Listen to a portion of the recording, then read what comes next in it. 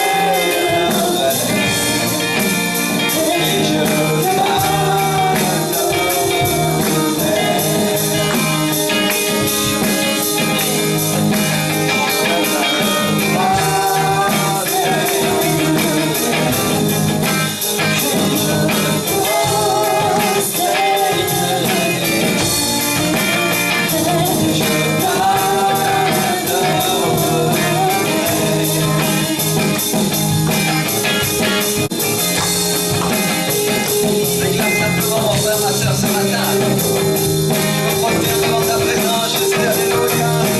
Je t'honore, Seigneur, alléluia. Ma louange, Seigneur, mon adoration, mon amour, Seigneur, ce matin. Oui, Seigneur.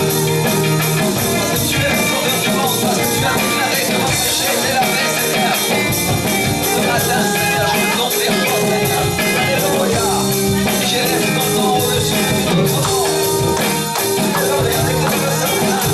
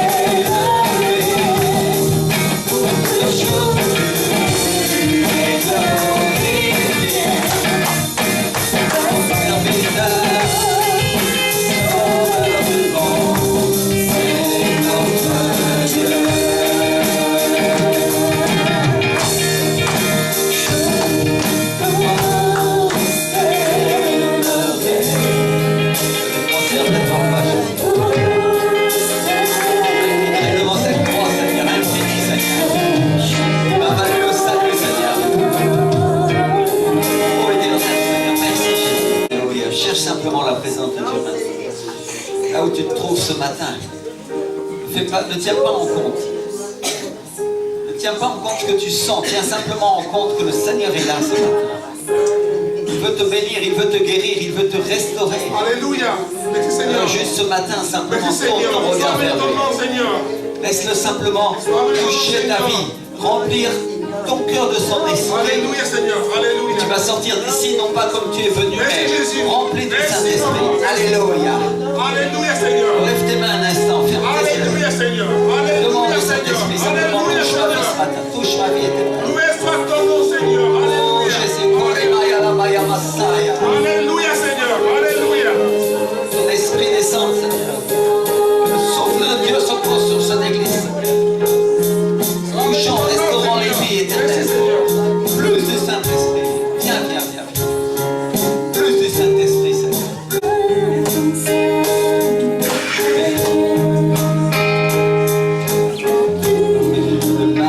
Majesté.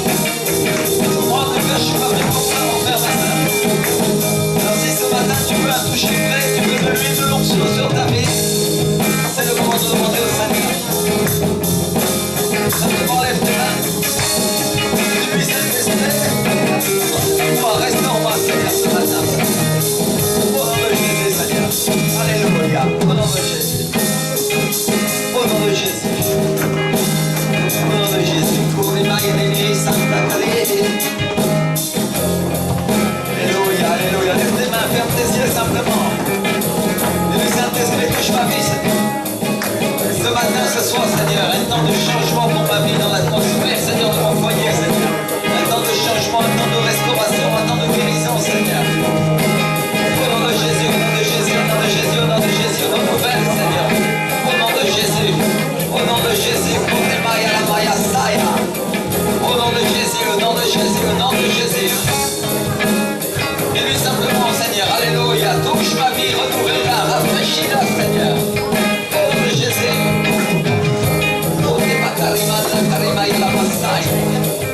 Que ceux qui ont reçu le don des langues commencent à prier en langue un instant.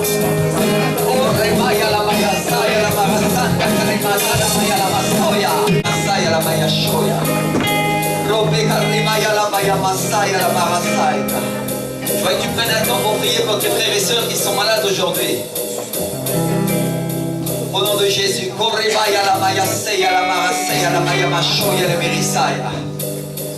Seigneur, couvre-les, Seigneur, avec ton sang précieux.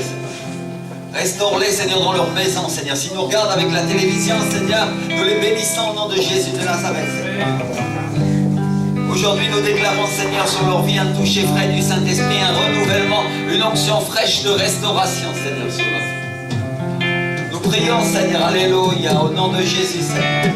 Et nous te demandons, mon Dieu, Seigneur, que tu touches, Seigneur, chaque personne, Seigneur, qui est malade et qui regarde la télévision aujourd'hui, Seigneur.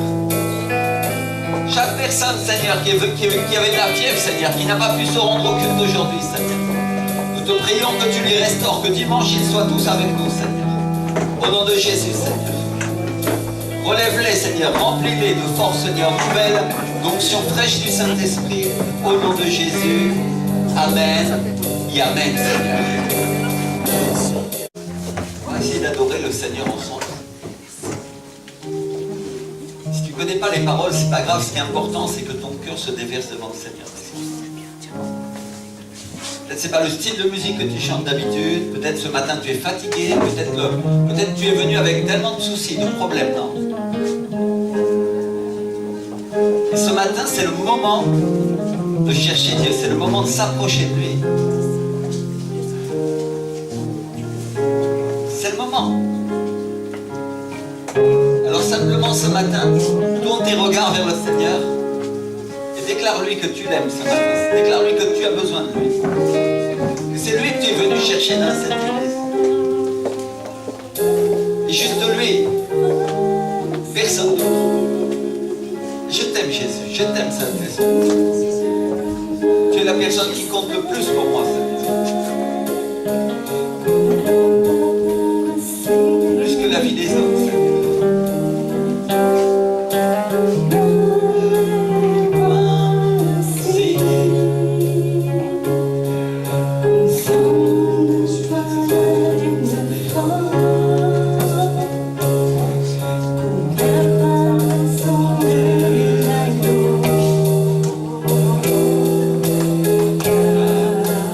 Yeah.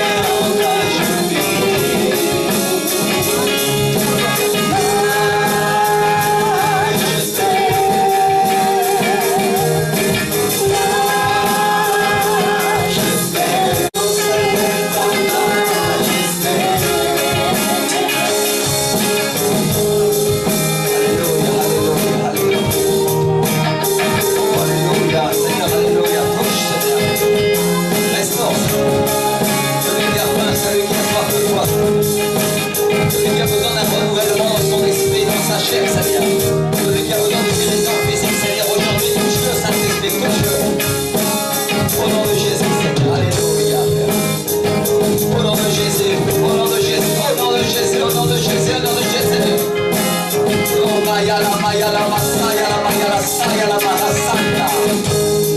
Lopega riganta baba baba maya. Lopega la maya la machega la mama maya. Au nom de Jésus. Alléluia. Déclare simplement avec moi, le Seigneur Jésus est le roi. Alléluia. Il est le roi, il est le Seigneur de l'univers. Alléluia, de la terre entière. Alors ce matin, je vais simplement Saint-Esprit, mon ami. Viens transformer ma vie.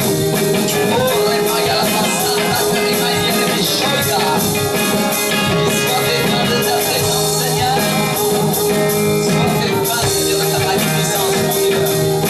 Au nom de Jésus. Au nom de Jésus. Au nom de Jésus. Alléluia. Viens transformer, Seigneur, l'atmosphère autour de moi. Oh Jésus, Remaya la Mishoïda, Remaya la Masanta, Remaya la Mishoïda.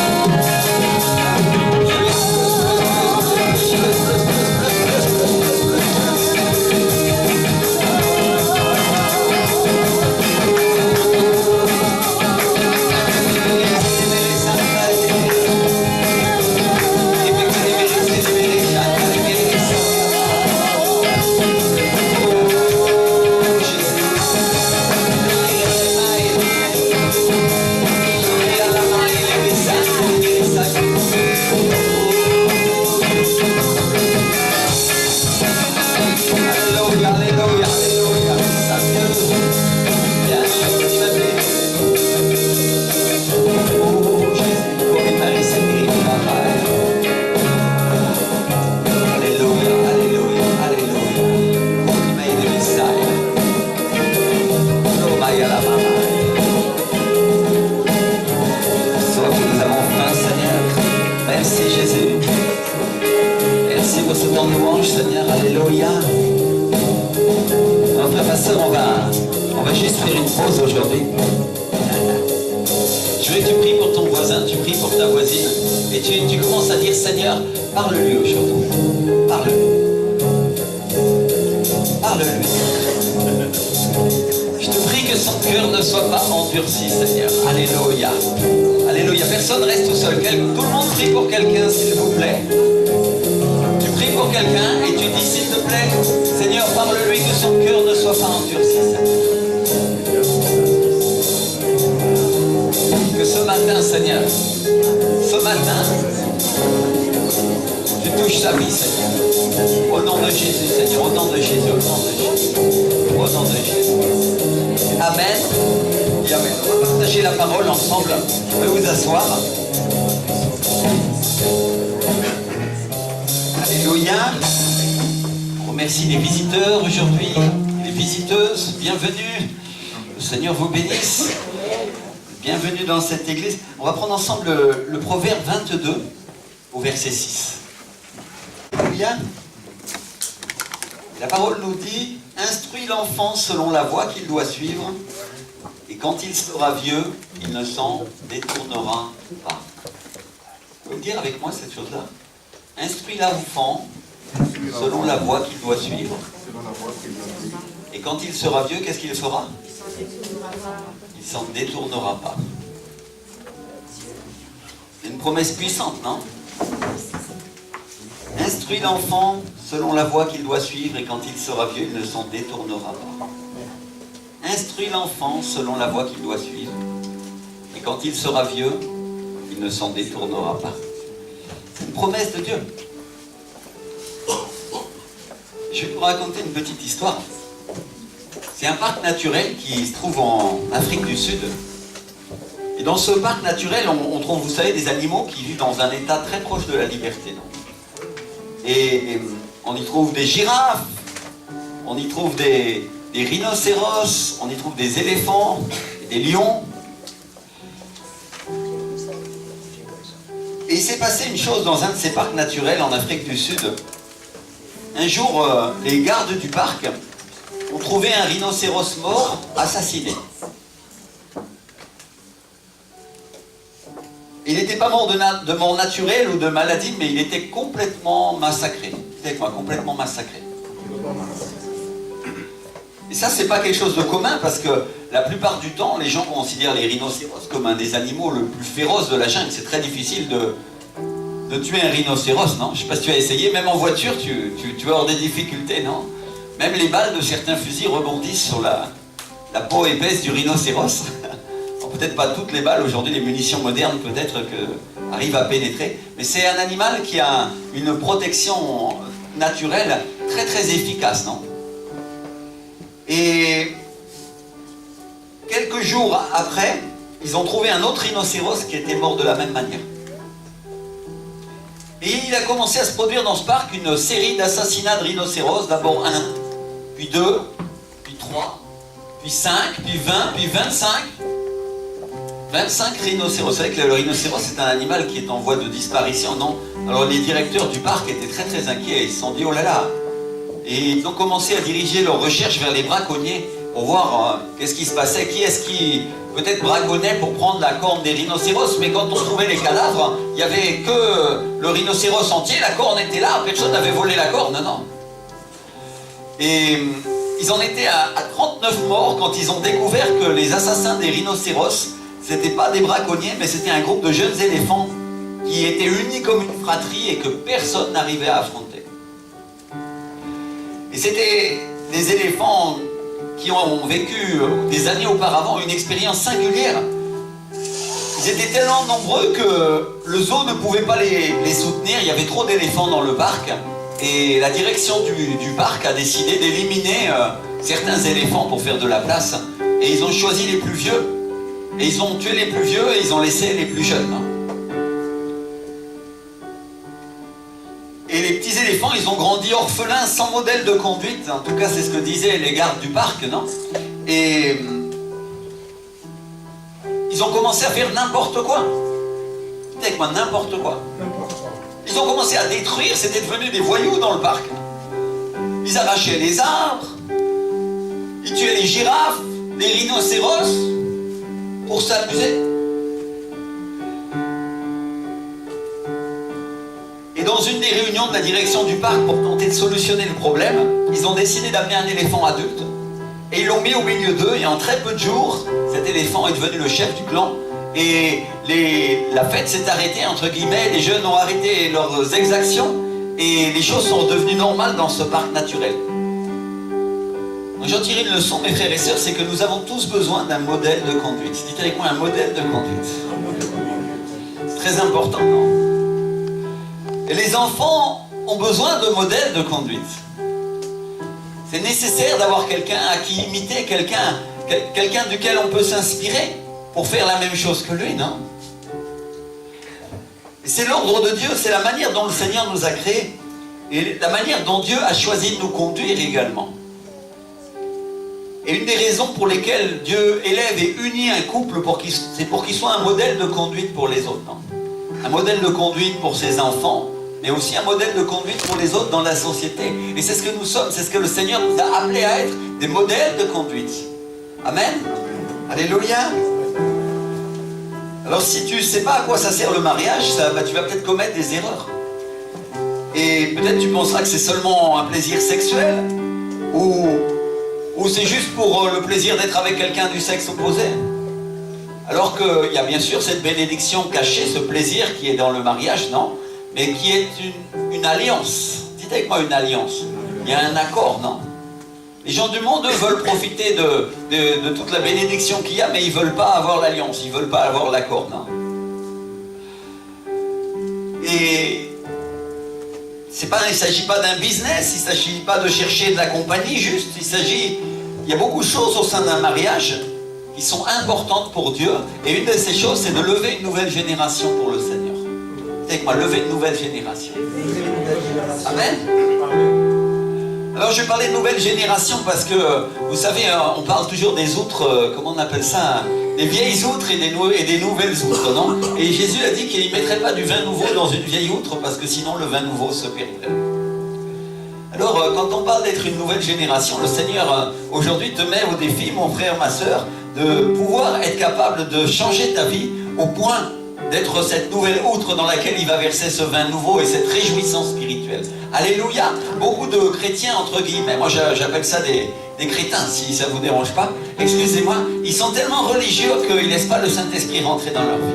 Et on les a enseignés contre les choses de l'esprit, et ils se tiennent raides comme des piquets, et ils disent « non, ces exagérations, c'est pas pour moi, non ». Mais ils passent à côté des choses de Dieu qui sont écrites dans la parole, dans le livre d'Actes des Apôtres. Et la réalité, c'est qu'ils intellectualisent la parole et ils ne la vivent pas. Aujourd'hui, le Seigneur nous met au défi d'avoir des modèles de conduite spirituelle. Et dans notre pays, mes frères et sœurs, je voudrais vous dire qu'on a eu tellement de modèles de conduite qui étaient plutôt des curés que des vrais serviteurs de Dieu. Vous comprenez ce que j'essaye de dire? Et c'est très difficile de ne pas reproduire ce qu'on nous a appris. Parce qu'ils ont semé en nous une résistance aux choses de l'esprit qui fait que ça devient difficile pour le Saint-Esprit de vouloir nous bénir et nous restaurer, non? Vous comprenez ce que j'essaye de dire? Et nous avons besoin d'un modèle de conduite. Dites avec moi un modèle de conduite. Amen. Alléluia. Alors, imagine qu'on te mette la fourchette sur la table. On parlait du mariage et de la personne qui ne sait pas à quoi ça sert. On te met la fourchette sur la table et toi tu ne sais pas à quoi ça sert. Tu vas regarder la fourchette comme ça, bizarrement, tu vas dire, ils s'en foutent ces gens-là. Parce que moi, chez moi, on mange avec les doigts, non, par exemple, non? Alors, bien sûr, si on ne t'a jamais appris à quoi sert une fourchette, c'est normal que tu aies du mal à utiliser la fourchette et à te comporter de manière éduquée et d'être on va dire, civilité. C'est pas mal de manger sans fourchette, mais c'est plus propre de manger avec, non? Alléluia. Alors, peut-être qu'au bout de 10 minutes, tu vas commencer à te prendre la fourchette et à te gratter la tête pour voir si c'est un peigne. Tu ne sauras pas à quoi ça sert. Et puis certains ne savent pas pourquoi ils se sont unis, et pourquoi ils sont rentrés dans le mariage, ou pourquoi ils veulent y rentrer. Et la vérité, mon frère, ma soeur, c'est que nous devons aller aux Écritures pour savoir à quoi ça sert, non? Pourquoi nous nous sommes mariés? Pourquoi nous voulons l'être? Alléluia. Merci Seigneur.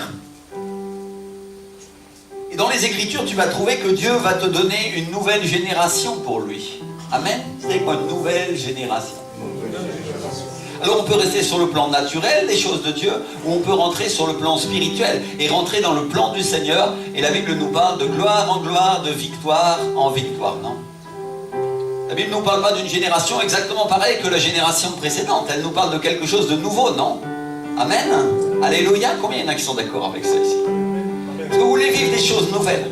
Alléluia. Est-ce que vous voulez rentrer dans les choses de l'esprit et construire une génération pour Dieu qui n'a pas peur du diable? Une génération qui va être remplie du Saint-Esprit.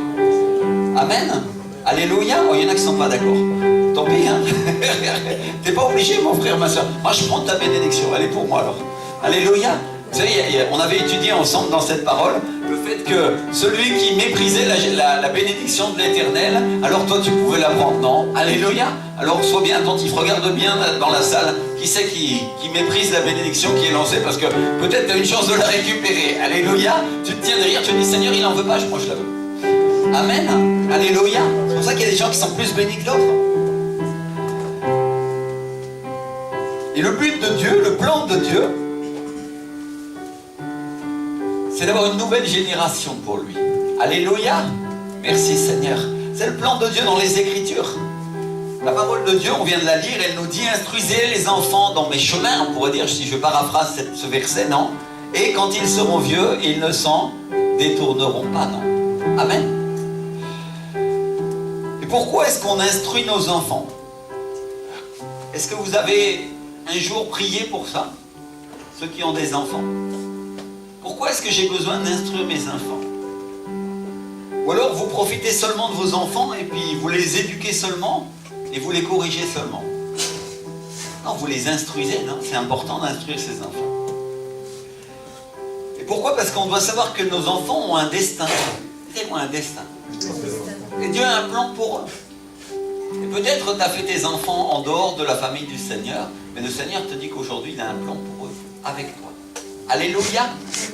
Même si tu as été sauvé récemment, le Seigneur aujourd'hui te dit qu'il a un plan pour tes enfants. Et que c'est à toi d'accomplir ce plan. Mais c'est toi qui vas être l'instrument utilisé pour le destin de tes enfants, pour qu'ils aillent plus loin que toi dans les choses de Dieu. Amen. Amen. Donc notre travail, mes frères et sœurs, c'est de les aider à se préparer un chemin pour qu'ils puissent trouver eux-mêmes ce destin. C'est notre travail. Et pourquoi est-ce qu'on ne ferait pas une petite prière courte pour dire Seigneur, montre-moi, aide-moi à préparer mes enfants pour le destin, pour l'avenir que tu as tracé pour eux. Alléluia, tu peux faire cette petite prière courte maintenant. Et puis ce soir, tu la feras plus intense à la maison, tu passeras plus de temps avec l'Esprit du Seigneur. Et tu diras, ô Éternel, Seigneur, regarde, aide-moi à diriger mes enfants vers l'avenir que tu as pour eux. Au nom de Jésus. Amen. Et mon frère, ma soeur, si tu me permets, aujourd'hui, je vais te dire une chose, tu ne peux pas donner ce que tu n'as pas reçu. C'est impossible. Si tu ne sais pas les mathématiques, tu ne pourras pas donner un cours de maths à tes enfants. Si tu ne connais pas les choses de Dieu en profondeur, et si tu ne connais pas l'Esprit du Seigneur, tu ne pourras jamais leur parler du Saint-Esprit ni lui dire qui il est. Vous comprenez? Et ça, c'est pas le plan de Dieu pour nos vies, d'expliquer et d'enseigner à nos enfants. Et un jour, Dieu nous demandera des comptes pour cela. Qui est Dieu, n'est-ce pas? Et la Bible nous dit que Dieu est esprit. Alléluia! Qu'il est le Père, il est le Fils et il est le Saint-Esprit. Et Dieu nous demandera des comptes de comment on a enseigné à nos enfants ces choses-là. Et tu ne pourras pas enseigner quelque chose que tu n'as pas vécu toi-même. Vous comprenez ce que j'essaye de vous dire? Que le meilleur enseignement, c'est l'exemple. Amen. Dieu nous a choisis pour être des exemples pour nos enfants. Et que si on veut leur transmettre quelque chose, il faut déjà que nous puissions l'avoir obtenu pour nos propres vies.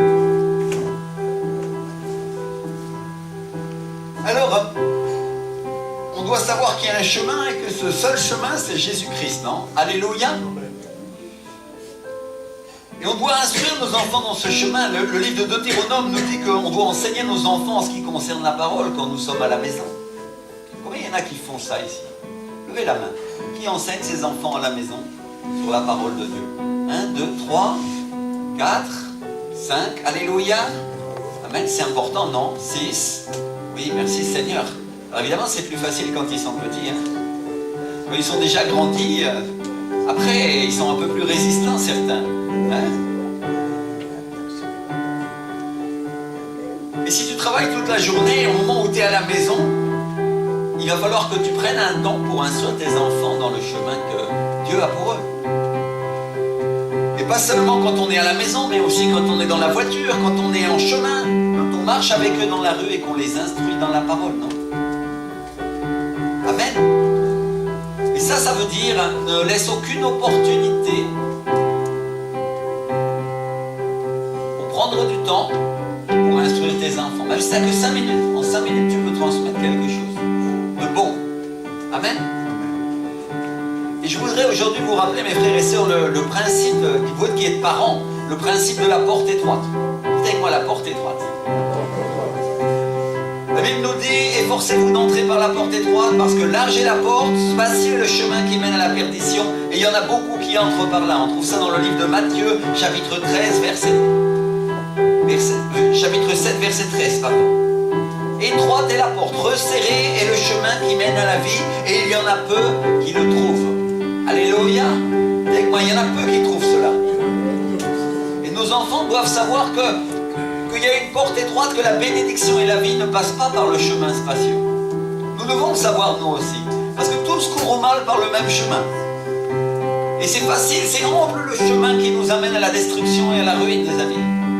C'est simple. Un peu du monde, un peu faire comme les autres, et nous sommes certains d'aller en enfer avec eux, n'est-ce pas? Mais le chemin étroit, c'est de se diriger vers Jésus-Christ. C'est d'obéir à sa parole et de faire exactement ce qu'il dit, et pas ce que moi j'interprète qu'il dit. Amen. Et nous avons besoin du Saint-Esprit pour ça.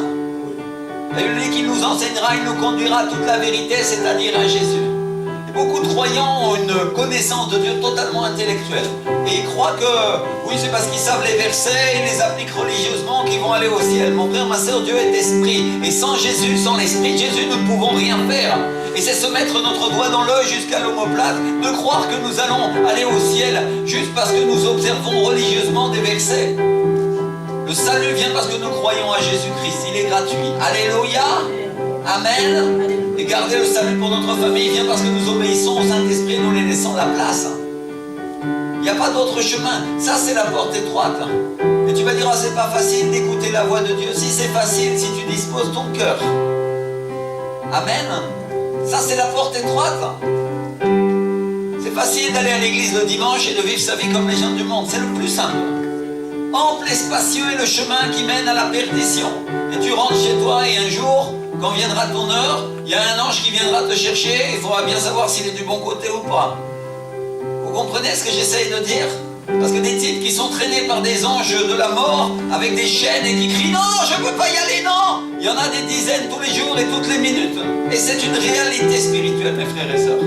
C'est une réalité. Et nous avons besoin de la grâce absolue de Jésus pour aller au ciel et être gardés. Amen. Et accomplir la parole par nos propres forces, c'est pas à notre portée. Moi, je peux vous le dire, les religions ont essayé, ça ne marche pas. Tu peux faire tout ce que tu veux. Tu peux être pharisien parmi les pharisiens. L'apôtre Paul, il était ça. Et il a jeté tout aux ordures à cause de l'excellence de la connaissance de Jésus-Christ, son Sauveur. Alléluia. Quand il a rencontré Jésus sur le chemin de Damas, il a eu une révélation. Sa vie a changé. Elle a été totalement transformée. Il a été libéré. Il a arrêté de persécuter les chrétiens. Il a arrêté d'appliquer la loi de la Torah à la manière religieuse et de torturer les gens pour les obliger à se convertir. Et qu'est-ce qu'il a fait à la place? Il a servi le Seigneur de tout son cœur. Alléluia. Donc une des choses les plus simples et les plus claires dans la vie chrétienne, c'est le cœur. C'est le secret de tout. Si tu n'as pas le cœur, tu peux faire tout ce que tu veux. Tu peux livrer ta vie pour être brûlé. On en parlait hier, Pasteur René, n'est-ce pas? Luciana. Et ça ne servira à rien. Mais si tu as le cœur, si tu as l'amour de Dieu, qu'est-ce qui va se passer? Le changement viendra dans ta vie. Et qui te donnera cet amour sinon l'Esprit du Seigneur, sinon Jésus-Christ lui-même? Il t'a aimé le premier jusqu'à périr à la croix pour toi. Mais pour ça, il faut vouloir, non? Alléluia. C'est important de vouloir. Alors, il y a une porte étroite. Et il y a un prix, il y a un reni, un déni de soi initial. Mais le prix que nous allons gagner si nous passons par ce chemin qui est étroit, c'est quoi? La vie. Dites avec moi la vie. Amen. Et la longueur des jours, la bénédiction, la prospérité, la conquête et dans les choses de Dieu et toutes les choses qui sont plus grandes et qu'on trouve quand on choisit la porte étroite. Alléluia. Intimité avec Dieu. Est-ce que tu crois que l'intimité avec Dieu c'est quelque chose que tout le monde trouve? Non, c'est la porte étroite. C'est passer du temps, c'est décider de passer une demi-heure dans la prière tous les jours ou plus et de dire Seigneur, cher Saint-Esprit, parle-moi. Ça, c'est quelque chose que tu trouves parce que tu t'efforces. Et tu verras que Dieu, lui, il t'attend. Il a plaisir à t'écouter et à écouter ta voix. Amen. Il y a le livre de Daniel. Le livre de Daniel, c'est un exemple pour les jeunes. Daniel, lui, il était jeune, il était enseigné dans les Écritures, mais il était captif à Babylone. Et un jour, il décide. Dites avec moi, il décide. Il prend une décision. Alléluia. Et il décide, et ça c'est la clé qu'on doit donner à nos enfants, c'est de décider. Il décide qu'il ne va pas participer au repas du roi, et il persuade 3 jeunes de plus. Et c'est pas facile. C'est plus facile que ce soit eux qui le persuadent lui, plutôt que ce soit lui qui les persuade eux. Est-ce que vous comprenez ce que j'essaye de dire?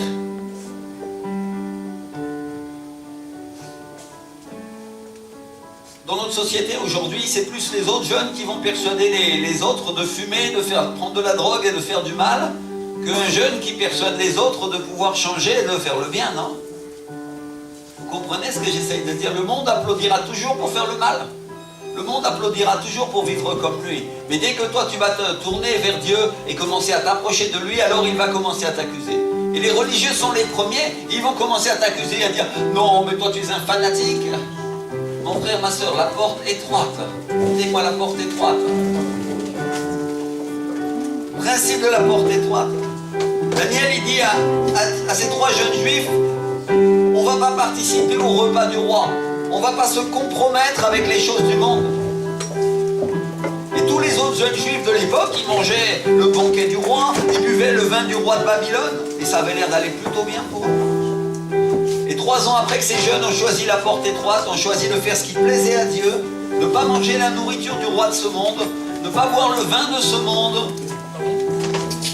Et faire les choses comme elles plaisaient à Dieu. 4 ans après, la Bible dit que le roi Nabuchodonosor n'a trouvé personne d'aussi sage dans tout son royaume. Et que ces 4 jeunes, parce qu'il y avait Daniel, 3 jeunes plus Daniel, et ces 4 jeunes, ils étaient les plus sages, les plus intelligents, les plus remplis de la connaissance des choses de Dieu, et Nabuchodonosor les met en position d'autorité sur la ville. Dites avec moi, en position d'autorité. Mon frère, ma soeur, il y a une récompense à la porte étroite, il y a une récompense à chercher les choses de Dieu. Certains disent, je ne comprends pas que celui-là soit béni et pas moi. Au lieu d'être jaloux, pourquoi tu ne cherches pas Dieu? Vous comprenez ce que j'essaye de dire? Bien sûr, notre société récompense les méchants, mais vous allez voir que là, c'était Babylone. Dieu est capable de te placer plus haut que les méchants. Il est capable de te placer en position d'autorité. Là où toi, tu n'aurais pas pu te trouver, Dieu te placera. À condition que tu choisisses la porte étroite, à condition que tu te tournes vers les choses de Dieu de la manière qui n'est pas forcément la plus facile. Vous comprenez ce que j'essaye de dire aujourd'hui, mes frères et sœurs? Chercher Dieu dans sa chair, c'est facile. Chercher Dieu dans son esprit, ça coûte. Alléluia. Louer Dieu, normalement, avec sa bouche, c'est facile. Louer Dieu en esprit, c'est pas naturel. C'est pas naturel. Donc eux, ils étaient récompensés. Ils ont gagné à ce moment-là 3 fois plus que les autres. Et ils étaient à la tête et non à la queue. Dites avec moi, à la tête. C'est la Bible qui nous promet ces choses-là. Dieu nous dit, je te placerai à la tête et non à la queue. Si tu observes mes commandements, si tu fais ce que je te dis. Alléluia. Et eux, ils étaient devenus sages et les autres étaient devenus ignorants. C'est quoi un ignorant? C'est quelqu'un qui ne sait rien. Ils avaient la faveur de Dieu et les autres avaient la colère de Dieu. C'est pas pareil, là. Pendant 3 ans, ils ont mangé le vin du roi de Babylone. Ils ont bu le vin du roi de Babylone. Ils ont mangé la nourriture. Ils se sont corrompus avec les choses du monde. Et qu'est-ce qui s'est passé? Ils étaient d'un coup devenus ignorants. Ils étaient la queue. Et les autres qui avaient eu l'air de souffrir pendant ces quelques années, eux, ils étaient la tête. Alléluia. Et c'est eux qui avaient le commandement et qui dirigeaient. Donc mes frères et sœurs, on doit enseigner à nos enfants qu'il y a une porte étroite et que ça coûte d'étudier la parole de Dieu et d'obéir à Dieu. Hein? Ça coûte de se soumettre à ses parents, mais quand on le fait, on va moissonner la vie et la vie éternelle, non? Amen. Alléluia. Il y aura la bénédiction de Dieu. Et c'est eux qui vont être mis à la tête et non à la queue. Alors c'est pas tous les croyants qui font ça. C'est pas tous les ministres de Dieu qui font ça. Élie, c'était le souverain sacrificateur, ses fils faisaient le mal et il ne les reprenait pas. Et ses exhortations étaient nulles. Peut-être il disait à ses enfants, c'est pas bien ce que vous faites. Parce que la Bible dit qu'il venait piquer les offrandes et il se moquait, il méprisait les choses de Dieu et il pratiquait le péché pendant le culte devant tout le monde. Et Élie, qui était le sacrificateur, qui était l'équivalent du prêtre, hein, il ne les reprenait pas. Peut-être il leur disait, arrêtez. Mais c'est une exhortation qui était nulle, ça ne servait à rien. C'est pas bien ce que vous faites. Imaginez que Dieu s'énerve contre vous, qui va vous libérer? Peut-être il l'aura dit un jour. La Bible ne le dit pas, mais on peut imaginer que peut-être un jour il s'est animé à dire ça à ses enfants. Mais c'était tout. Et ils sont morts, et ils sont morts jeunes. Et le fait de ne pas instruire nos enfants, ça fait qu'ils meurent jeunes, et ils meurent tragiquement, mes frères et sœurs. Dieu s'est énervé contre eux et il les a punis, il les a détruits. Parce qu'ils se moquaient des choses de Dieu. Ils ont perdu le sacerdoce, c'est-à-dire le fait d'être des prêtres, qui était une bénédiction laissée de génération en génération pour leur vie, et ils ont laissé une malédiction pour les générations à venir. Et c'est à nous les parents que Dieu donne la responsabilité d'instruire nos enfants, surtout si on connaît Dieu. Et certains ils vont dire, oh pasteur, moi j'instruis mes enfants, je les envoie à l'école. Je voudrais te dire une chose, mon frère, ma soeur. Dieu n'a pas puni les enfants d'Élie parce qu'ils n'avaient pas appris à compter. Pourquoi est-ce que Dieu a puni les enfants d'Élie? Parce qu'ils méprisaient les choses de Dieu, mon frère, ma soeur. Et ça, c'est le plus grave qui peut arriver dans une famille. Quand une famille de chrétiens n'enseigne pas ses enfants et elle ne dirige pas son foyer comme elle doit le diriger. Et les enfants se moquent de l'église, ils pensent que ce n'est pas important. Parce qu'ils ont laissé le diable enseigner leurs enfants et c'est l'école du monde qui les enseigne. À votre avis, qui sera puni, mes frères et sœurs? C'est votre voisin? Moi, je ne crois pas. Parce que Dieu nous donne la responsabilité à nous. Ils seront les premiers punis, mais vous serez punis avec eux parce que vous êtes les responsables. Vous êtes les personnes qui doivent leur enseigner d'obéir à Dieu, de chercher la parole de Dieu, d'être dans l'autorité de Dieu, de le connaître lui personnellement. Alléluia. Et peut-être il y a des membres de votre famille qui connaissent Dieu et vous vous dites, non, moi je connaîtrai Dieu un jour un peu plus tard. Mais Dieu te prendra par surprise, mon frère, ma soeur, mon ami. Peut-être qu'un jour il y a un démon qui viendra te chercher pour t'emmener en enfer et ce jour-là tu feras quoi? La réalité des réalités, c'est que si tu n'es pas réconcilié avec Dieu aujourd'hui, demain tu prends des risques pour ta vie. Si tu as des enfants et tu es responsable de ces enfants, Dieu te demandera des comptes à propos de ça. Il te demandera des comptes sur ta vie. Et toi tu feras quoi? Et tu diras, oui, on m'a dit que Dieu était amour. Mais Dieu est amour, mais il est juste aussi, mon frère, ma soeur. Aujourd'hui, l'Esprit du Seigneur veut amener un souffle de justice sur cette génération. Il veut amener des familles qui amènent l'autorité, qui réconcilient les enfants avec Dieu, qui réconcilient leur propre vie. Et si tu ne prends pas cette décision aujourd'hui, qui sait si tu pourras la prendre demain? Est-ce que quelqu'un entend ce que l'Esprit du Seigneur est en train de lui dire? Peut-être tu dis, ah, c'est dur aujourd'hui le pasteur, je ne sais pas ce qu'il a. Aujourd'hui, c'est vraiment... Et peut-être que le Seigneur a un message pour toi, mon ami. Peut-être que l'Esprit du Seigneur est en train de parler à ton cœur et tu es en train de dire, oui, j'ai peut-être pas fait tout ce que j'aurais dû faire. Seigneur, je vais essayer de corriger ça pendant qu'il est temps. Alléluia. Est-ce que vous comprenez que la volonté du Seigneur, c'est pas de détruire son peuple. La volonté du Seigneur, c'est de sauver son peuple, c'est de le guérir, c'est de le bénir. Il dit, s'il m'obéissait, s'il écoutait ma voix, alors je le bénirai. Alléluia. Et celui qui est en train de mépriser les choses de Dieu et qui dit, ah oui, non, mais ça c'est que du charabia, moi la bénédiction, je me la paye moi-même. Tu verras bien si ton salut, tu te le payes toi-même.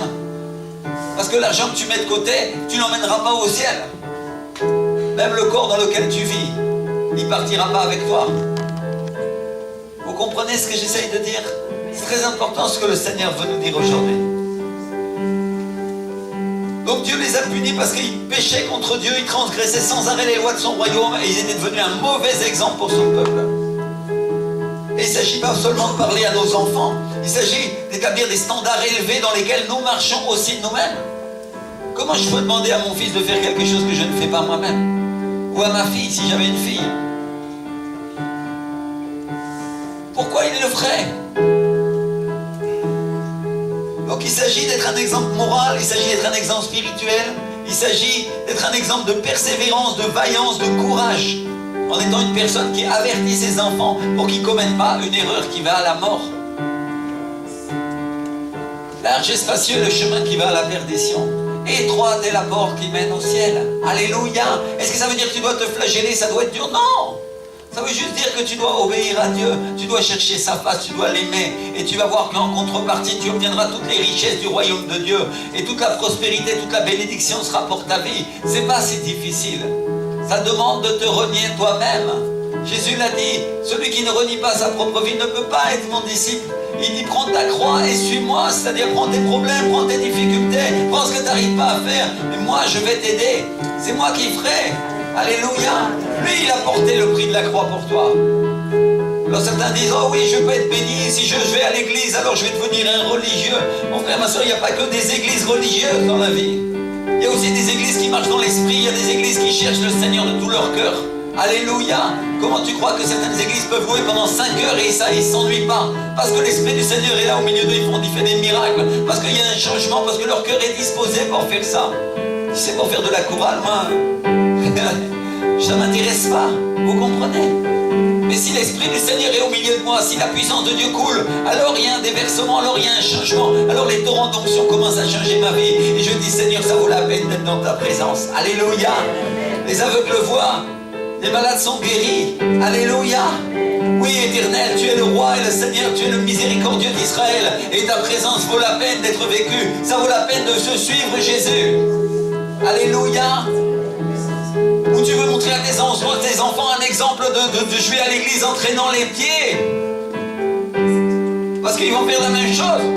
Mais si toi tu vas à l'église en glorifiant Dieu et la présence de Dieu se manifeste et tu vas dans une église où il y a la puissance, qu'est-ce qui va se passer? Alors tes enfants, ils vont y aller, ils vont dire, moi aussi je veux vivre ce que mon papa, ce que ma maman il vit, je veux voir ce changement. Il avait des difficultés dans son foyer, mais son foyer a commencé à aller à la bénédiction. Et Dieu a reconstruit sa vie, il a reconstruit sa famille. Et j'ai vu comment Dieu agissait dans son travail.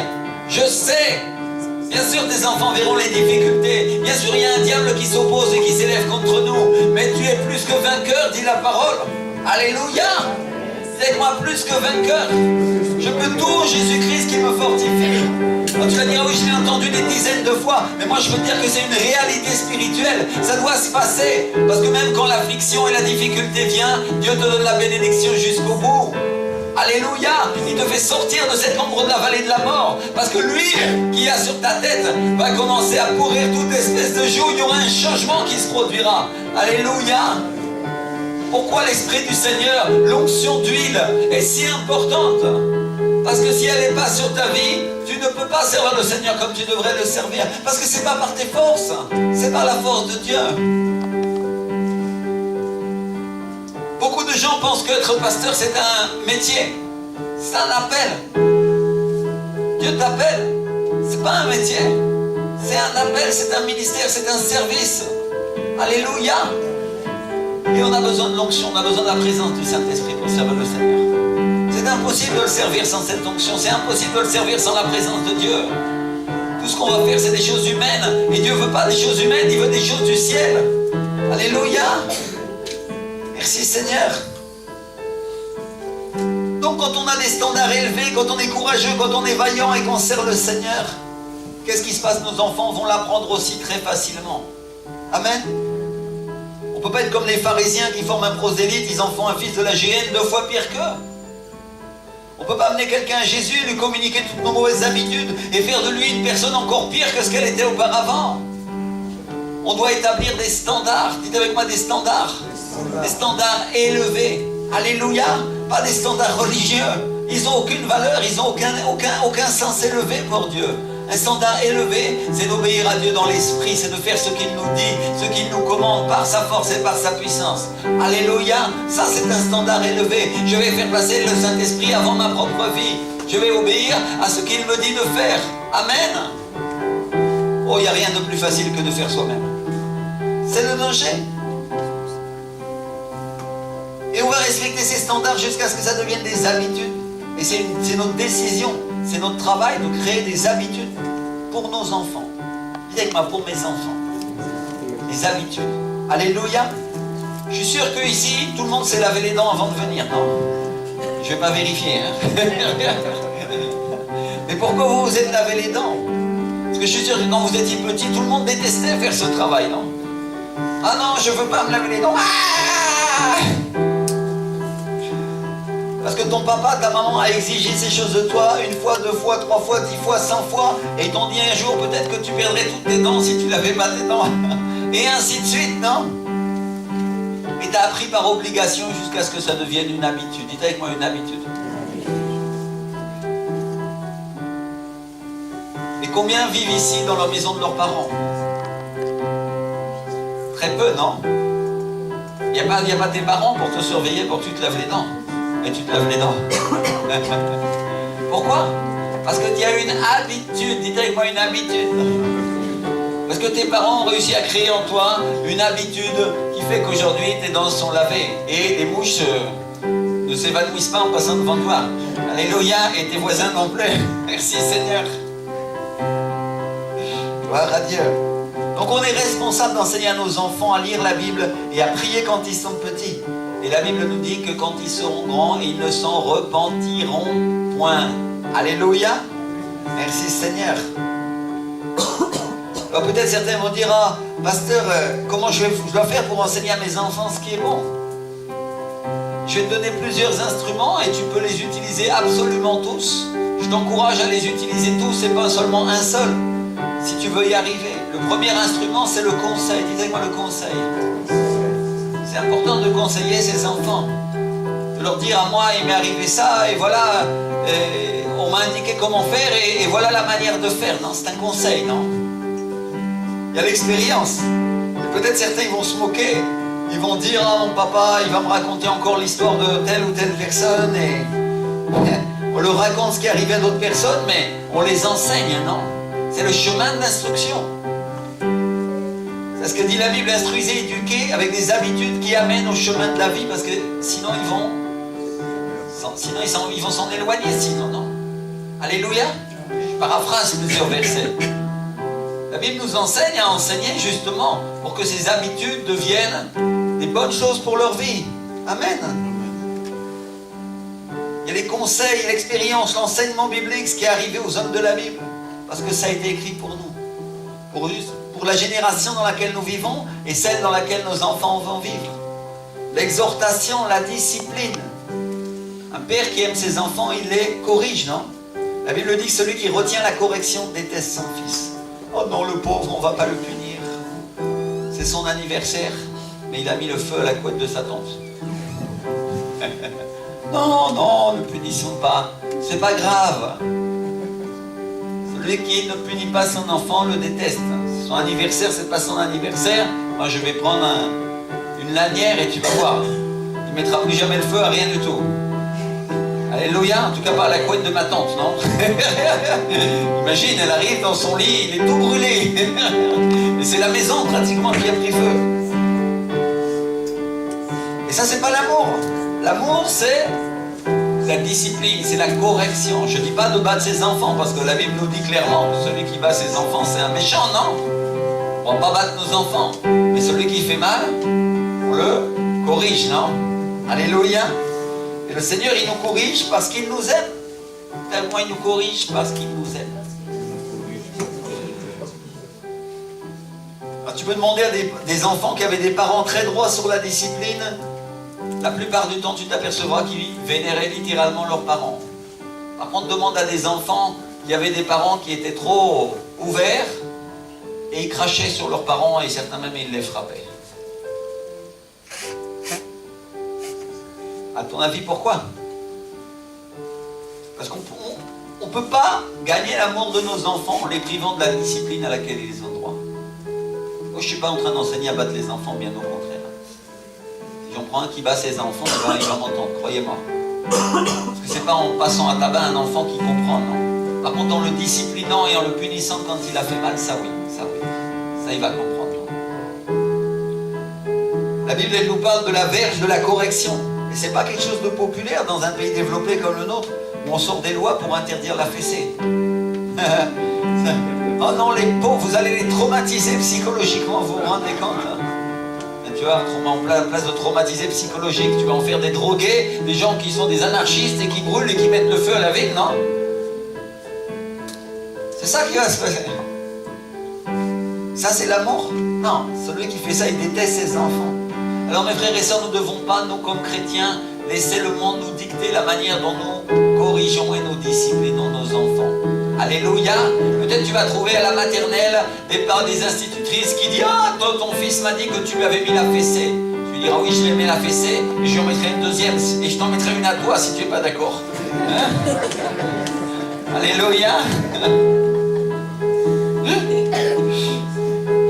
Donc c'est comme ça.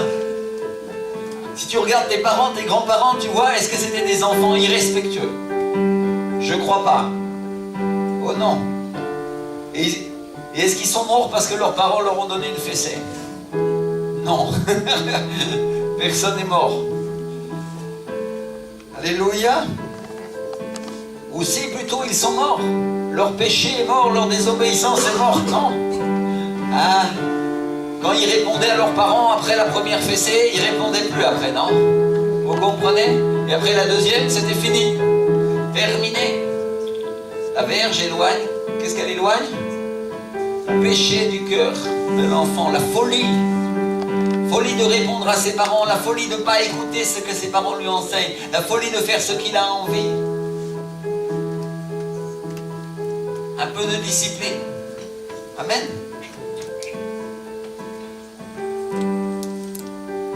Et aujourd'hui, ils se comportent bien parce que leur père, leur mère a eu le courage de mettre dans leur vie la fessée quand il fallait avant qu'ils fassent une bêtise qui détruise leur vie. Au Proverbe 22, 15, la Bible nous dit « La folie est attachée au cœur de l'enfant, la verge de la correction l'éloignera de lui. » Oh la verge, oh là là. Oh Seigneur.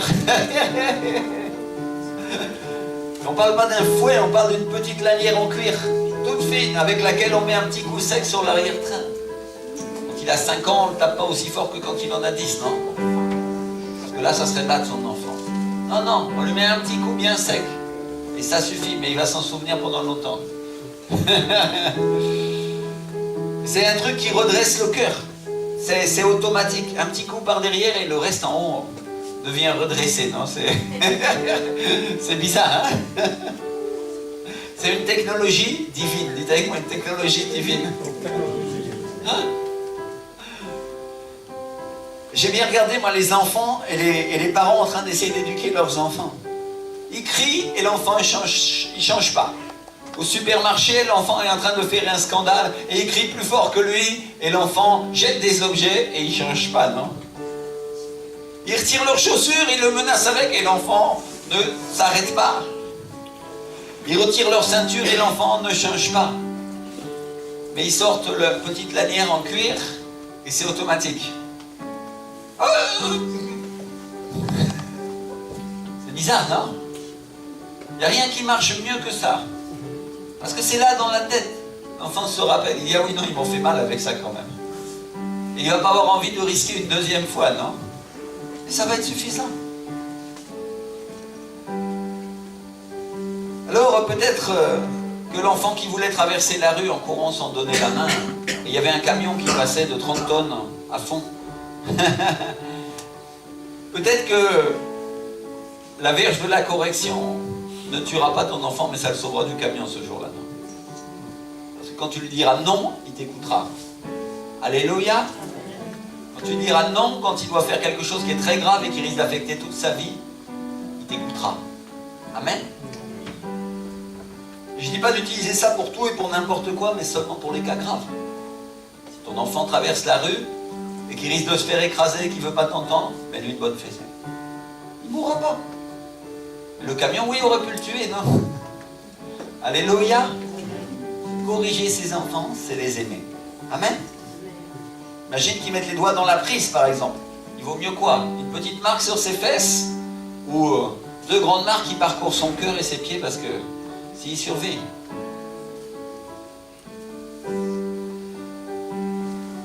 Et quand ils sont très petits, imagine c'est un bébé. Tu peux pas le taper, non? Tu prends un crayon de couleur, tu prends un crayon à papier, puis tu tapes sur la couche comme ça. Tac. Et simplement le bruit, ça suffit. Tu l'as même pas touché. Et le bruit. Vous savez pourquoi? Parce que beaucoup de choses dans la correction et dans la discipline, c'est là. C'est pas tellement dans la sensation. C'est dans l'autorité que tu places et la manière dont tu l'exerces. Amen. Non, je te dis d'arrêter. C'est suffisant. Il va arrêter. Alors nous les croyants, on ne croit pas à la magie, mais ça c'est presque magique. Je ne sais pas comment ça marche, mais ça marche. On peut prier avec eux. Vous savez, il y a des conseils qu'on peut donner pour les enfants. Aujourd'hui c'est amusant que le Seigneur ait choisi aujourd'hui de faire un enseignement sur les enfants. C'est pas ce que je choisis d'habitude, vous le savez. Mais aujourd'hui le Seigneur avait un plan pour vous. Dieu voulait vous parler de choses particulières. Amen. Il y a Steve Hill qui était l'homme qui était utilisé pour le réveil de Pensacola. C'est un gars qui priait avec la tête dans un carton, non? Et il a été vraiment touché par Dieu et il était très utilisé. Mais avant de connaître Dieu, vous savez qu'est-ce que c'était sa vie? C'était un drogué. C'était un drogué, il vendait, il consommait de la drogue, mais sa maman était croyante. Sa maman priait pour lui, non? Et une chose qui l'a impacté un jour, qui sortait en criant, en insultant sa mère, comme le font les drogués. Parfois, vous savez qu'ils volent de l'argent à leurs parents pour faire ça. Eh bien, c'est qu'un jour, il est revenu à la maison, il a trouvé sa mère à genoux en train de prier, de supplier le Seigneur pour sa vie. Ça l'a touché, c'est resté dans son cœur. Priez pour vos enfants. Alléluia. Merci Seigneur. Et avec le temps, il s'est converti, ça a remué son cœur, il a rencontré Jésus, il est devenu un des plus grands évangélistes du XXe siècle. Alors on peut bénir nos enfants tous les matins. On peut pacter, on peut faire des vœux à Dieu pour eux. Si vous lisez le livre de Job, vous allez trouver que Job offrait tous les jours un sacrifice, un holocauste pour ses enfants au cas où ils avaient péché. Oh, Job, c'était un homme sage, il était prévoyant. Tous les jours, il dit, Seigneur, si mes enfants ont péché, pardonne-leur, au nom de Jésus. Et il offrait un holocauste, il offrait un sacrifice. Est-ce que tous les jours, tu pries pour tes enfants, tu dis, Seigneur, au cas où ils vont pécher, Seigneur, si jamais ils commettent une bêtise, si jamais, Seigneur, je t'en prie, garde-les, Seigneur. Au nom de Jésus. Alléluia. C'est ce que Job faisait.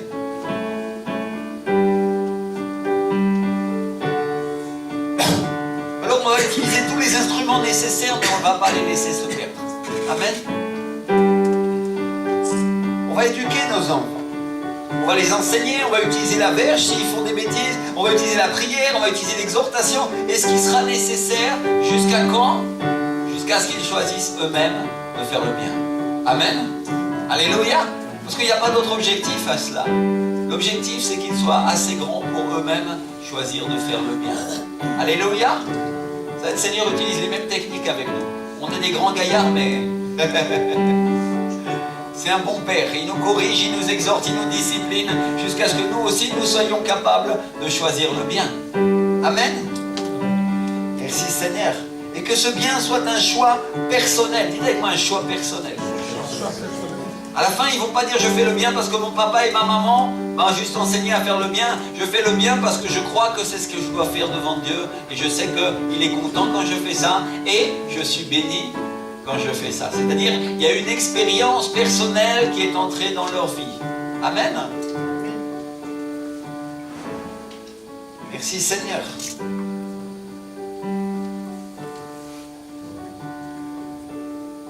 Le jour où ça arrive, où ils choisissent de faire le bien par choix personnel, alors vous avez gagné.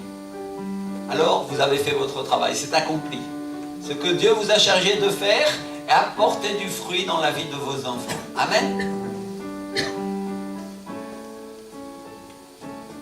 Alors, la réalité c'est que quand les enfants vont sortir dans le monde, ils vont être tellement remplis de Dieu que le monde ne voudra pas les recevoir. Alléluia. Merci Seigneur. Gloire à Dieu. Amen. Et il y en a certains qui vont à l'église, ils ont tellement de choses du monde dans leur vie qu'on ne sait pas quoi faire pour les changer.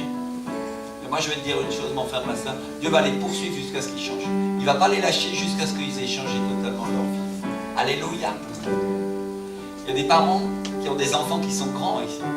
Et ils disent, Seigneur, je ne sais pas comment je vais les ramener, j'ai raté mon ministère, je n'ai pas éduqué mes enfants comme il fallait. Et le Seigneur te promet aujourd'hui qu'il va les poursuivre et il va les traiter durement jusqu'à ce qu'eux, ils reviennent à ses chemins. Alléluia. Merci Seigneur. Alors, on peut demander à celui qui était rebelle et qui est revenu, qui a vécu un enfer, parce que c'est un vrai enfer d'être rebelle et d'être loin de la présence de Dieu. Parce qu'une famille qui n'a pas Jésus dans sa maison, elle vit un véritable enfer. Par contre, celle qui amène Jésus dans sa maison, alors, il faut qu'ils se préparent parce que les derniers jours, ils vont les passer au ciel. Alléluia. Vous comprenez ce que le Seigneur est en train de vous dire? Peut-être vous vivez des afflictions sur la terre, mais la réalité, c'est que tous vos jours, et ils seront éternels, ça sera en haut et pas en bas. Amen. Alléluia. Et que ça commence aujourd'hui, que c'est un choix. Alors aujourd'hui, je voudrais aussi vous mettre en garde contre un principe qui est le principe des enfants élevés par une nourrice égyptienne. Vous vous souvenez que Moïse, il a été élevé au départ par une nourrice égyptienne. Hein? Bon, heureusement, sa sœur ensuite est venue. Mais c'est très très important de comprendre ces choses-là. Parce que des fois, on laisse nos enfants élevés par le monde, non? Imagine, tu prends ton fils et tu le donnes à l'école, ici, et les gens qui l'enseignent ne sont pas des gens qui connaissent Dieu. Ils vont l'élever selon quel principe, quelle norme et quelle moralité selon toi? Comme le monde. C'est une nourrice égyptienne. On va l'élever à l'égyptienne. Et pas à la manière de Dieu. Merci Seigneur. Alors peut-être quand tu les vois, des fois tu regardes le papa, tu regardes la maman, tu te dis, ah, c'est pas eux qui l'ont élevé, c'est pas possible. C'est pas comme ça. Pourquoi? Parce qu'ils ont été chercher des enseignements ailleurs. Alors beaucoup de collèges, de lycées chrétiens se sont levés. Et pourquoi il y a tellement d'enfants chrétiens qui partent au monde dans notre pays? Pourquoi les enfants des chrétiens ne suivent pas leurs parents? Parce que c'est le monde qui les élève. Au lieu de les mettre dans des écoles chrétiennes, au lieu de les mettre à servir le Seigneur, au lieu de leur enseigner eux-mêmes la parole, le peuple de Dieu, qu'est-ce qu'il a fait? Il est parti sur les principes de la société en disant voilà, l'école est gratuite, alors je vais les laisser enseigner mes enfants. Mais en faisant ça, mon frère, ma soeur, qu'est-ce que tu as gagné pour leur vie? Vous comprenez ce que j'essaye de dire?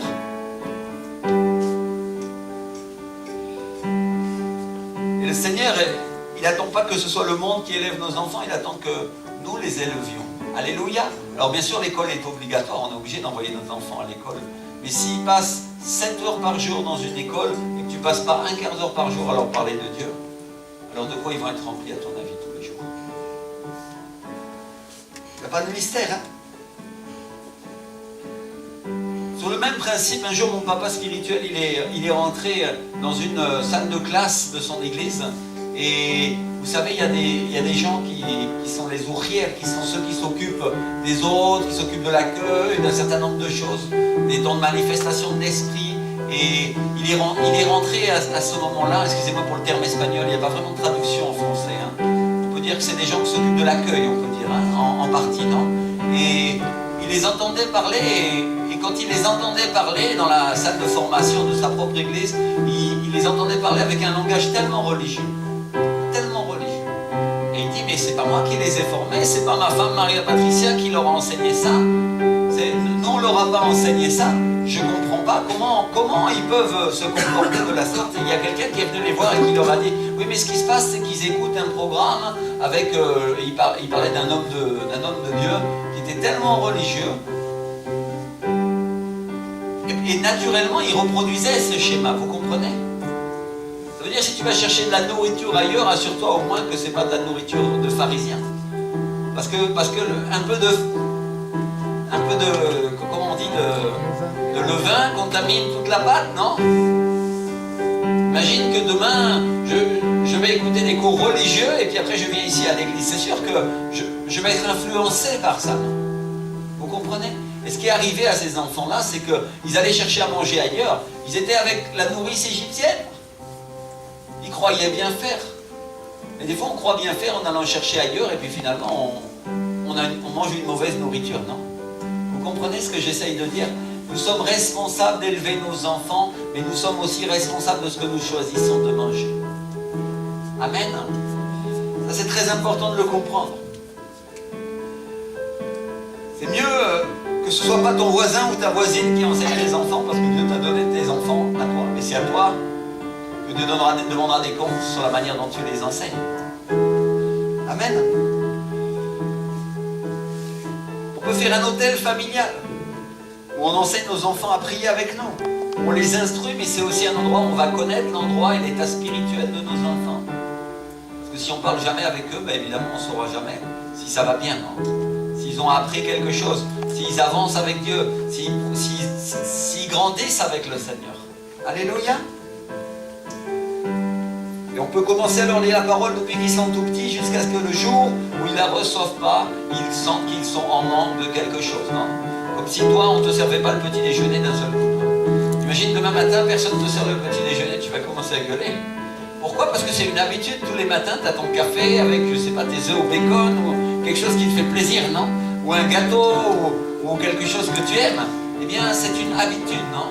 Et c'est de la même manière, si tu habitues tes enfants à lire la parole de Dieu, qu'est-ce qui va se passer? Le jour où tu ne leur liras pas, il va leur manquer quelque chose. Et ils vont aller la lire eux-mêmes. Ça va devenir une bonne habitude dans leur vie de lire la parole de Dieu. Amen. Alléluia, une bonne habitude dans leur vie de prier, de passer du temps avec le Seigneur. On parle d'un temps de qualité, bien sûr. Merci Seigneur. Donc la Bible nous dit de les enseigner, elle promet aussi la largeur des jours. Et combien veulent la largeur des jours pour leurs enfants? Combien veulent que leurs enfants vivent longtemps? Alléluia. Et comment ils vont vivre longtemps s'ils connaissent la parole? Parce que la Bible dit: honore ton père et ta mère et tu vivras de larges jours, non, n'est-ce pas? Je paraphrase le verset, mais c'est ça. Donc si tu obéis à la parole, tu connais la parole de Dieu, tu vas hériter des promesses et des bénédictions qui sont dans cette parole. Mais si tu ne la connais pas, si tu ne la lis pas, si tu ne la mets pas en pratique, qu'est-ce qui va se passer? Tu ne sauras pas. Et donc tu vas agir comme le monde. feras comme ils font. La Bible nous dit que nous serons la tête et non la queue, que nous serons des gens qui allons conquérir la terre promise, qu'on va hériter de la bénédiction et non de la malédiction si on obéit à la voix du Seigneur. Alléluia. Il va nous donner la victoire sur tous nos ennemis. Et moi, je ne veux pas voir mes enfants en défaite, mes frères et sœurs. Je veux les voir en réussite. Je veux qu'ils soient bénis. Alléluia. Et aujourd'hui, je parle de mes enfants spirituels aussi. Je parle des gens qui sont dans cette église. Je ne veux pas voir qu'ils soient écrasés. Je veux pas voir qu'ils soient opprimés. Comme père spirituel, je veux qu'ils soient en haut et non en bas. Amen. Alléluia. Merci Seigneur. Je veux qu'ils vivent de gloire en gloire, de victoire en victoire. C'est ça qu'il y a dans mon cœur. Et je vais faire mon possible pour qu'ils le vivent. Alléluia. En Angleterre, il y a un musée où on trouve une pierre très dure. Et sur cette pierre, si vous regardez, il y a une empreinte des pas d'un oiseau. C'est très amusant, non? Et certains, on peut se dire, mais comment cet oiseau a réussi à marquer son empreinte dans une roche aussi dure, non? Et la réalité, c'est que des milliers et des milliers d'années auparavant, la roche était très tendre. Et qu'elle était tellement tendre qu'un petit oiseau, vous savez comme c'est léger, un oiseau ça pèse quelques grammes, non? Qui a déjà pris un oiseau dans ses mains, un petit oiseau? C'est très très très léger. La roche était tellement tendre qu'à ce moment-là, le simple poids de cet oiseau a suffi à imprimer la marque de ses pattes. Et aujourd'hui, des milliers d'années après, tu regardes cette roche et tu dis, Seigneur, comment la marque des pattes de cet oiseau peut être imprimée dans cette roche qui est tellement dure, tellement costaud, non? C'est une pierre qui se trouve là pour enseigner aux visiteurs qu'un jour cette pierre dure et dense comme on la voit aujourd'hui, elle était tendre, comme le sont nos enfants, comme le cœur de nos enfants, qui sont tendres et qui permettent d'imprimer des choses du bien pour qu'elles restent pour toujours. Alléluia. Les enfants ont le cœur tendre. Tu peux regarder, c'est pas difficile. C'est ce que tu vas leur enseigner aujourd'hui, demain, quand ils seront comme cette pierre, cette marque se trouvera là.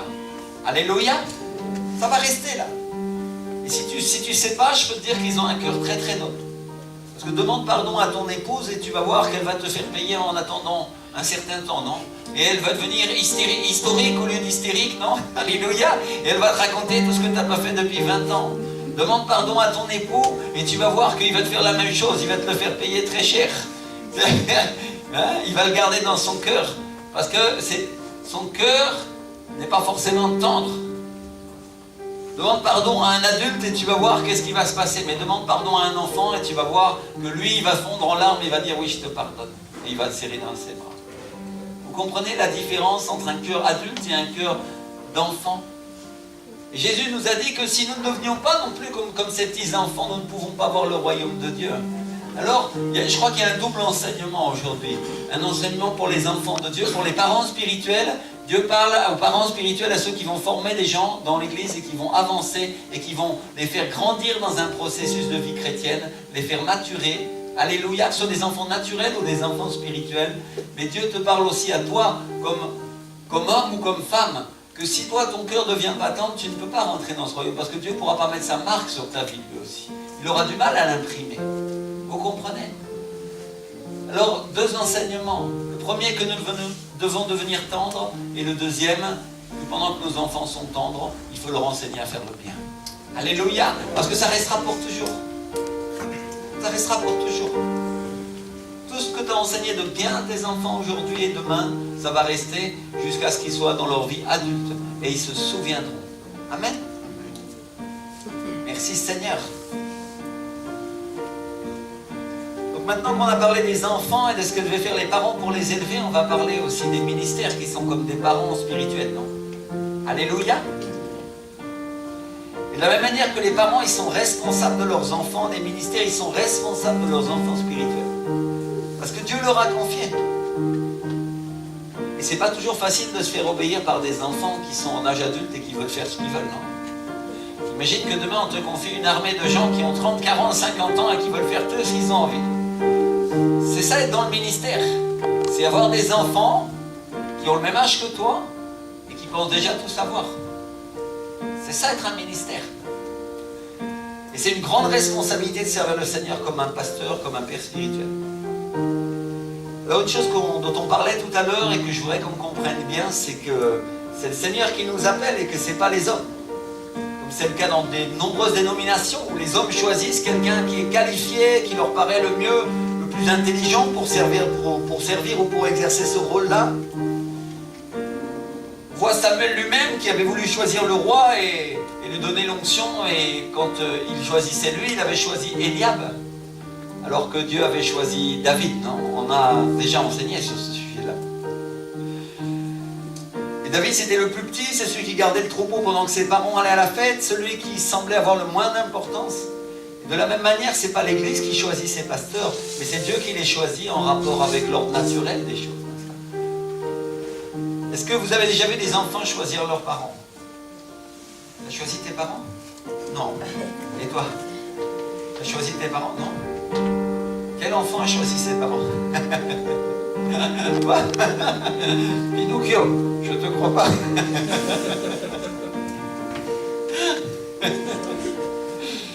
Et de la même manière, c'est le Saint-Esprit qui choisit les hommes et les femmes qui vont le servir et qui vont exercer le ministère.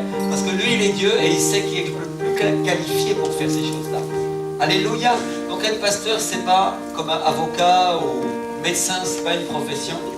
C'est un appel. Dites avec moi, c'est un appel. Amen. Et l'appel de Dieu, c'est quelque chose d'irrévocable. Ça veut dire qu'on ne peut pas revenir dessus. C'est quelque chose que Dieu te fait pour toujours. Donc si on peut la perdre, mais l'appel, jamais. L'appel de Dieu est irrévocable. Dites avec moi, l'appel de Dieu. Il est quoi? Irrévocable. Alléluia. Alors, si je prends mon témoignage, on n'est pas toujours appelé comme on peut imaginer ou penser qu'on va être appelé un jour dans sa vie. À moi, Dieu m'a appelé en Colombie par une parole personnelle que j'ai lue dans la Bible. Et après, j'ai reçu l'onction.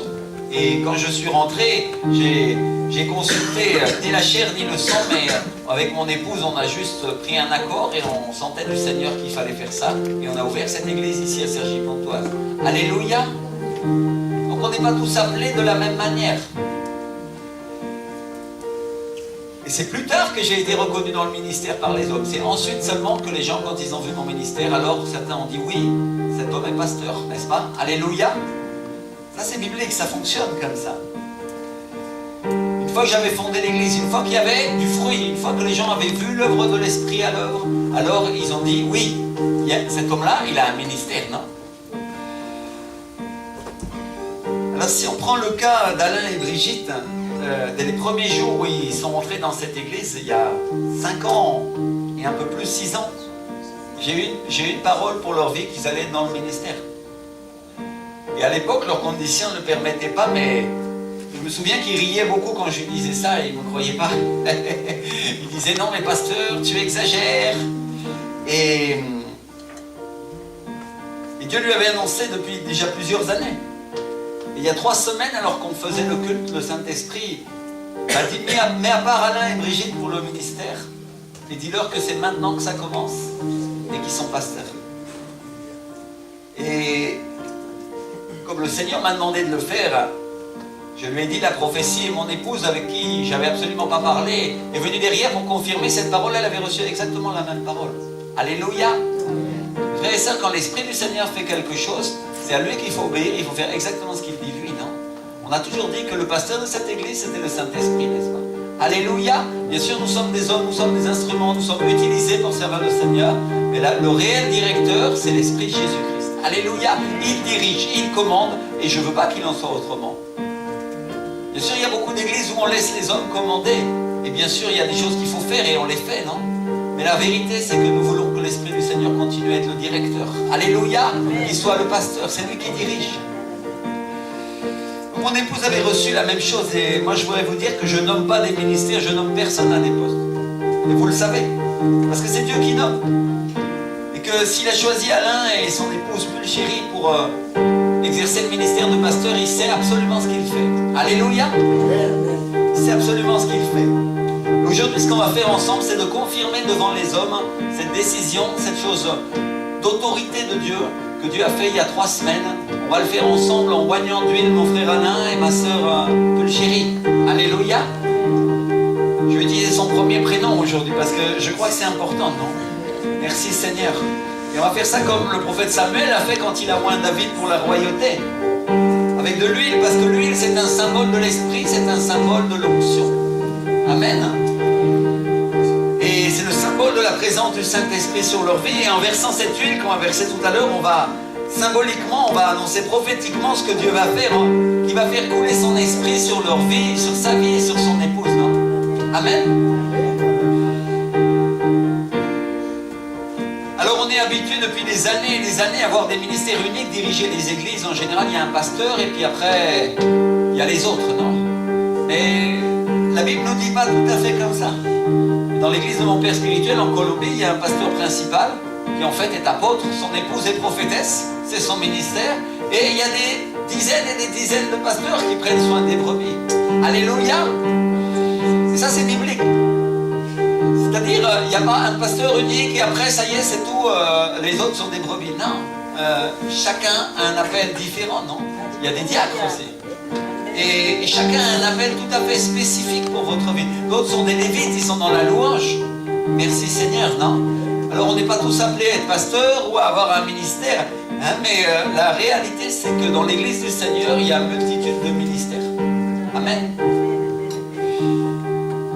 Alors le ministère, quand on rentre dans le ministère, c'est pour servir. Dites avec moi, pour servir. Pour servir. Et pour servir de la même manière que les parents doivent enseigner leurs enfants, comme on a vu tout à l'heure. Et vraiment, le Seigneur m'a amené ça pour faire une transition et une image, pour que nous comprenions. Je crois que Dieu avait un message pour nos enfants, mais Dieu veut nous faire comprendre aussi qu'être dans le ministère, être dans la responsabilité, c'est prendre soin des enfants de Dieu aussi. Alléluia. Et qu'on a cette même responsabilité. Et n'oubliez pas une chose, si moi je ne viens pas corriger mon enfant, alors qu'est-ce qui va se passer? Personne ne me dit de le maltraiter. Mais c'est Dieu qui me tiendra des comptes. Non? Alléluia. C'est pour ça qu'à certains d'entre vous, parfois je viens et je dis, écoute, regarde ça, il faut le corriger parce que, je te le dis parce que sinon le Seigneur il me le reprochera à moi. Maintenant c'est ton problème. Et tu prends ta décision, non? Je ne t'obligerai pas. Mais la réalité c'est que ça se passe comme ça. Alléluia. Dieu te dit quelque chose, il te montre une chose et cette chose-là, tu viens et tu exerces ton ministère et tu amènes une correction. La correction se fait avec douceur, on n'est pas obligé d'être méchant, non? Mon frère, regarde peut-être ce péché-là, il faudrait mieux le laisser, non? Parce que le Seigneur te dit que sinon, il ne pourra pas te protéger. Ah, je suis offensé, il est venu me dire que j'avais un péché. Non, il est venu te sauver de la part de Dieu, non? Parce que peut-être tu n'écoutais pas la voix de Dieu et Dieu a utilisé son ministère, son service, son message prophétique pour que toi, tu puisses entendre la voix de Dieu de manière plus claire aujourd'hui. Alléluia! Il est l'âne qui porte le Seigneur. Alléluia! J'ai l'habitude de dire quand j'amène soit la prophétie, soit quoi que ce soit, je suis l'âne qui amène la gloire de Dieu. Alléluia! Jésus-Christ est sur moi et moi je suis que le bourricot. Merci Seigneur pour les bourricots. Gloire à Dieu, non? Merci Seigneur. Donc si on entre dans le ministère, c'est parce que Dieu veut faire de nous un serviteur ou une servante. T'es quoi, un serviteur, une servante? Et il va te faire servir, Alain, Brigitte, comme jamais vous avez servi auparavant. Il va y avoir une flamme, il va y avoir un feu qui va faire que vous allez commencer à donner 10 fois ce que vous donniez avant. Et ça c'est normal parce que le ministère est là, et quand le ministère est là, il y a un zèle qui va avec le ministère, non? Alléluia! Le zèle de ta maison me dévore, me consume, hein? C'est ce que dit la parole. Et ça va se passer, c'est-à-dire quand quelqu'un rentre dans le ministère et qu'il devient pasteur, ce qui se passe, c'est que la personne commence à devenir beaucoup plus forte et elle a beaucoup plus d'autorité que ce qu'elle avait auparavant. Et elle va faire beaucoup plus de choses. Et elle va le faire naturellement, sans que personne lui dise. Là où avant, elle ne faisait pas autant, aujourd'hui elle va faire plus et plus et plus. Pourquoi? Parce que le ministère est là, il est déversé. Il y a des dons, il y a des talents qui vont avec. Alléluia!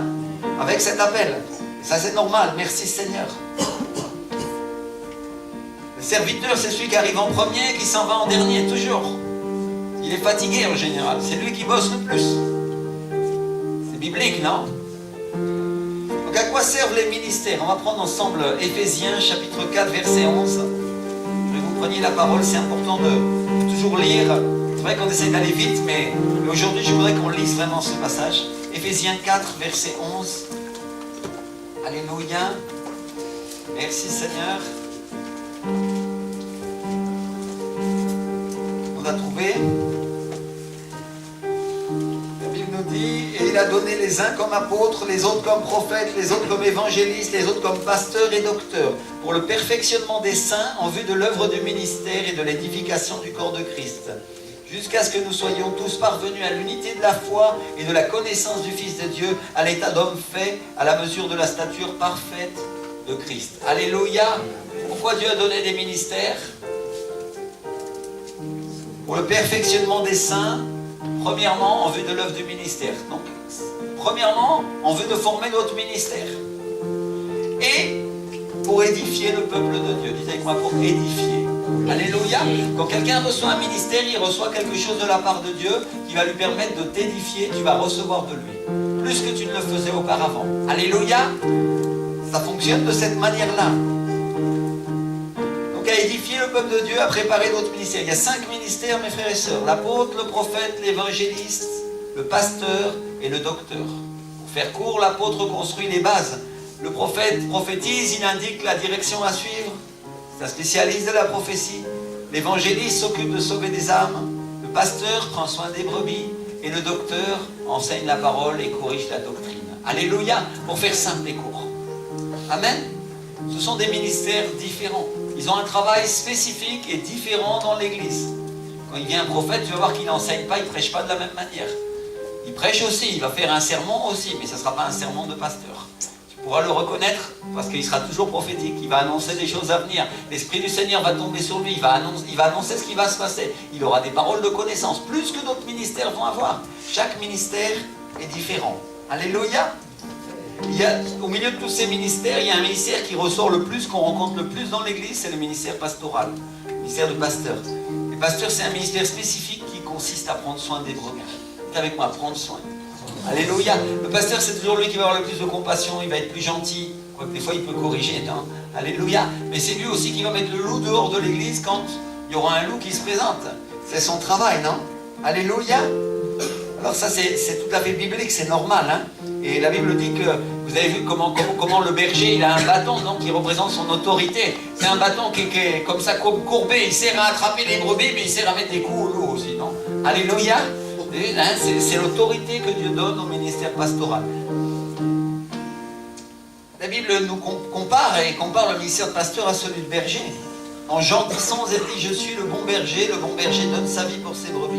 Mais le mercenaire qui n'est pas le berger, à qui n'appartiennent pas les brebis, voit venir le loup et abandonne les brebis, parce qu'il est mercenaire, et prend la fuite. Et le loup les ravit et les disperse, et le mercenaire s'enfuit parce qu'il est mercenaire et qu'il ne se met point en peine des brebis. La Bible dit que le bon pasteur, lui, donne sa vie, il va rester quoi qu'il arrive, n'est-ce pas?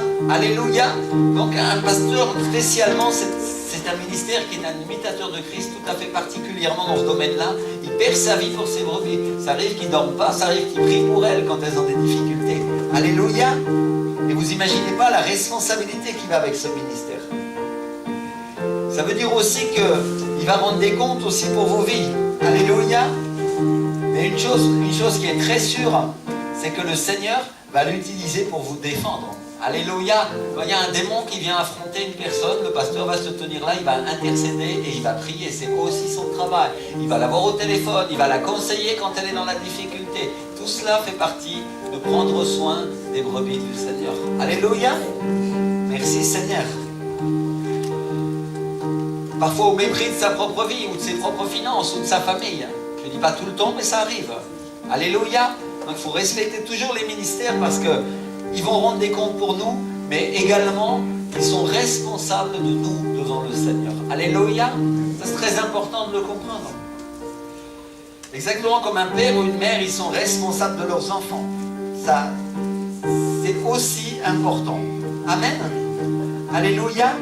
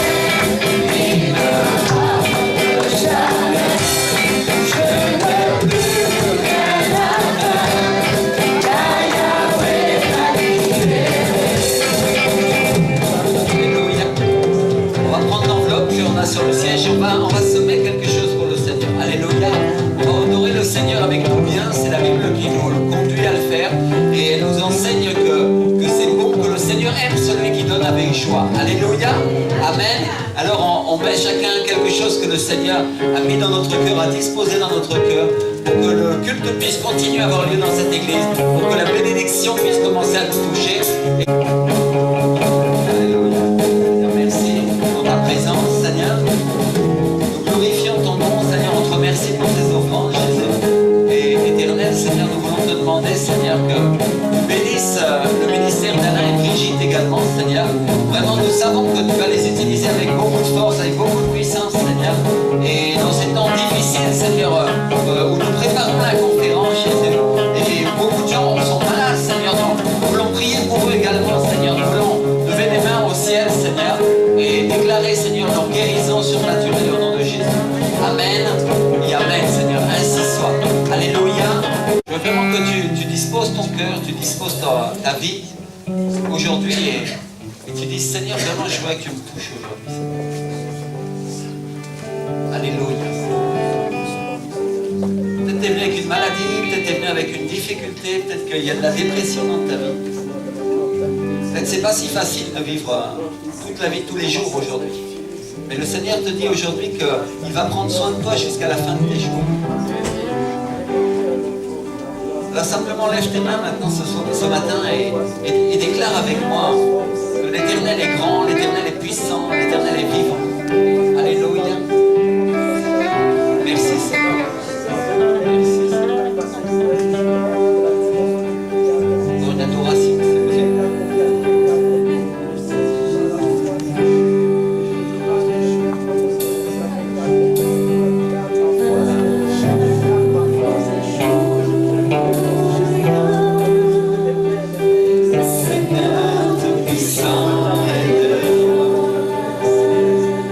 Merci de